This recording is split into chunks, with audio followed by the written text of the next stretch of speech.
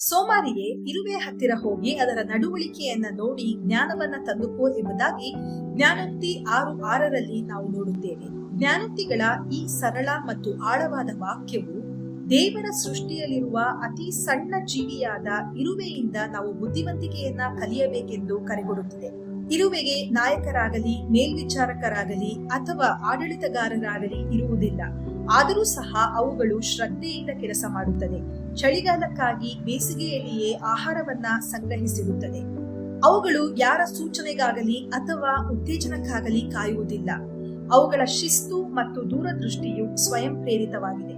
ವಿನಮ್ರ ಜೀವಿಯಾದ ಇರುವೆಯನ್ನ ಬಳಸುತ್ತಾ ದೇವರು ನಮ್ಮೆಲ್ಲರಿಗಾಗಿ ದೊಡ್ಡ ಸತ್ಯವನ್ನ ಕಲಿಸುತ್ತಿದ್ದಾನೆ. ಶ್ರದ್ಧೆ ಇಲ್ಲದೆ ಯಾವುದೇ ನಂಬಿಕೆಯೂ ಸಹ ಅಪೂರ್ಣವಾಗಿದೆ. ನಮಗೆ ದೊಡ್ಡ ಕನಸುಗಳಿರಬಹುದು ಅಥವಾ ದೈವಿಕ ವಾಗ್ದಾನಗಳೂ ಸಹ ಇರಬಹುದು. ಆದರೆ ಪ್ರಯತ್ನ, ಸ್ಥಿರತೆ ಮತ್ತು ಸಿದ್ಧತೆಗಳಿಲ್ಲದೆ ಅವೆಲ್ಲವೂ ಸಹ ವ್ಯರ್ಥ. ವಿಶ್ವಾಸಿಗಳಾಗಿ ನಾವು ನಮ್ಮ ಸಮಯ, ಪ್ರತಿಭೆ ಮತ್ತು ಜವಾಬ್ದಾರಿಗಳ ಮೇಲೆ ನಿಷ್ಠಾವಂತ ಮೇಲ್ವಿಚಾರಕರಾಗಲು ಕರೆಯಲ್ಪಟ್ಟಿದ್ದೇವೆ.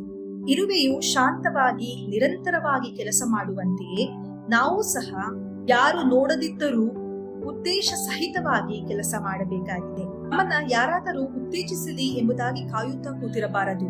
ಬದಲಾಗಿ ನಾವು ಏನೇ ಮಾಡಿದರೂ ದೇವರಿಗಾಗಿ ಮಾಡುತ್ತಿದ್ದೇವೆಂಬಂತ ಭಾವನೆಯಿಂದ ಪೂರ್ವಭಾವಿಯಾಗಿ ಕಠಿಣ ಪರಿಶ್ರಮದಿಂದ ವಿವೇಕಪೂರ್ಣವರಾಗಿ ಕೆಲಸ ಮಾಡಬೇಕು.